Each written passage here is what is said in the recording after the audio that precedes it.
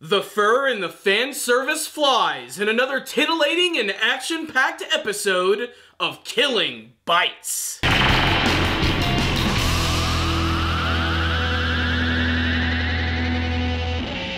Killing Bites is a guilty pleasure kind of anime series, but like I said in my review of the very first episode, this is a series that at least owns up to what it is. It's an excuse to see young, super hot chicks transform into half-animal, half-human hybrids and fight and kill and beat the crap out of each other. It's insane in the most ridiculous type of way that it could only work in an anime series. And for that, Killing Bites, I do applaud you. You take your absurd freaking premise and you run with it. And this week's episode was great as it introduced a ton of new characters to get attached to, and the good thing is, almost every single one of them is a therianthrope, which means we're going to get to see them transform into half-human, half-animal creatures. And it leads to a lot of really fun scenes, as well as a ton of blatant fan service. Get ready for some awkward panty shots. Picking up immediately from the end of the last episode, Yuya was about to be killed by a porcupine woman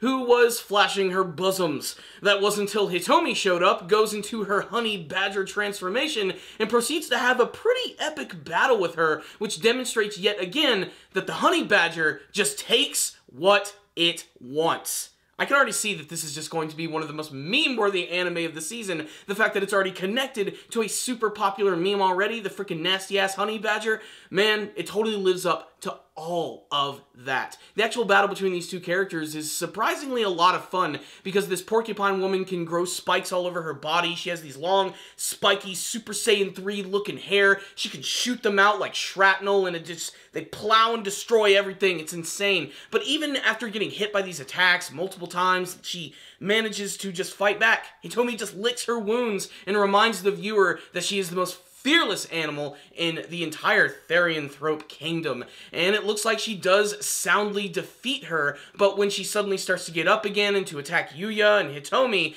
she suddenly gets freaking linebackered by this massive dude by the name of Ichinousuke, who, according to the intro, is probably going to be one of the standbys of the entire series.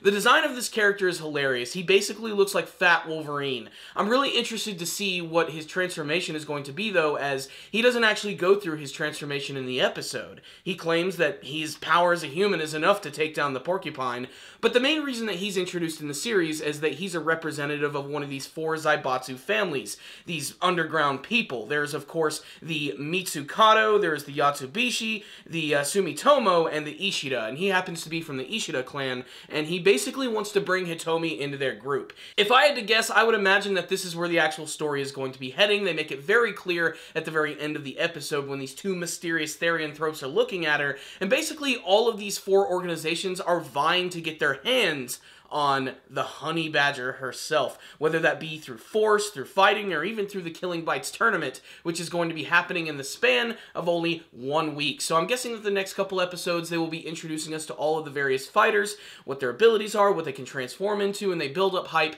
to this big first underground fighting thing, which I just cannot wait to see.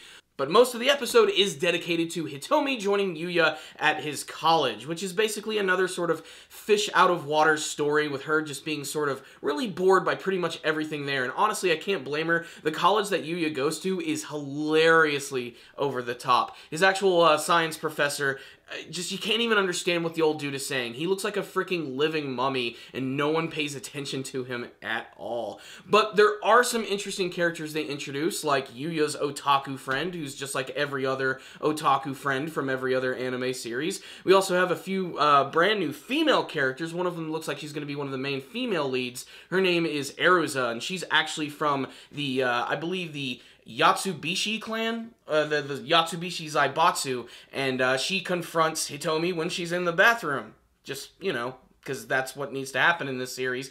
And it leads to a lot of sexual tension between the two characters when she slowly starts to pull off her panties, which of course just pisses her off and leads to a fight, and we finally get to see Eruza in action, and she is half human, half cheetah, and I really love the look of her design. Unlike Hitomi's, it's a little different. I like the fact that she has like these big, huge, super powerful looking cheetah claws. She's very fast. She looks like speed is basically going to be her thing. It makes sense. She is a cheetah, but even with all of that, she still can't manage to take down Hitomi, but we don't get a final end to their ridiculous and over-the-top battle because all of a sudden, other characters just start showing up. There's this one gigantic bear man who has, like, one of the coolest designs I've ever seen.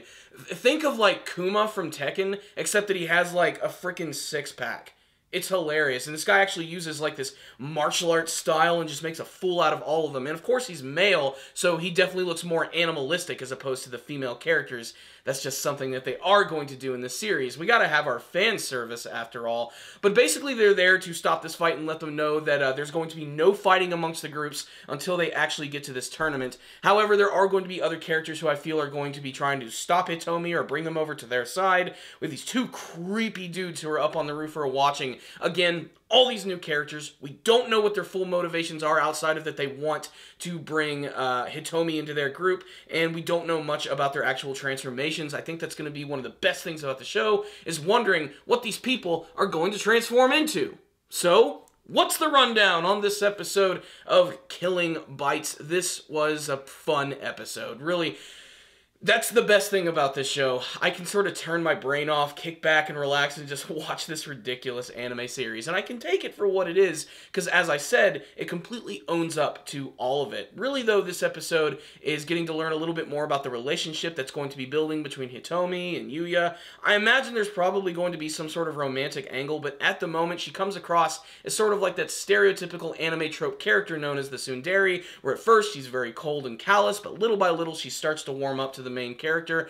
But it's really funny that there only seems to be one character in the series who can sort of rein her in and turn her into a pleasant girl, which seems to actually be her caretaker, Shido, who doesn't do much in this episode aside from allowing her to join this Ishida group. Not to become an official part of it, but to be sort of like a temporary hire for the group. And I imagine we're going to get to see a little bit more of Ichinose. Like I said, I can't wait to see what he's going to transform into. Giving his body and his build, I would guess is probably going to be like a gorilla, or maybe like a rhino or something like that. Something like really big and powerful. So I can't wait to see what that's actually going to be, what his transformation ultimately is going to look like. As like I said, the males tend to look a little more animalistic, and the females, well, they just tend to look fine. And every time you think that, you say to yourself, this is kind of creepy. But at the same time, it's a lot of freaking fun. This is Killing Bites. It's going to be, I think, one of the more underrated shows of the season. A lot of people are going to look at it and say, that's just a dumb fan servicey show. But, even though it is, it still manages to do it with some surprisingly fun characters, scenarios, and some really fun over-the-top action scenes. It's just popcorn entertainment. And if you just want pure fun, then check out Killing Bites. If you're into fan service, check it out too. It's chock full of that stuff. This episode right here, though, to me was still not perfect, but it's still a really fun experience. For what it is, I got a lot of laughs out of it, and I enjoyed the action, so I'm going to give this one a 4 out of 5. That's right, a great episode of Killing Bites. Make sure to check it out, and give me your thoughts about the episode in the comments section below. Thank you guys so much for watching this review. Make sure to subscribe to the channel for more reviews on the Killing Bites anime series, as well as a ton of other reviews. Please like the video and share it with all of your friends. I'll see you guys next time. And as always, stay down there, baby.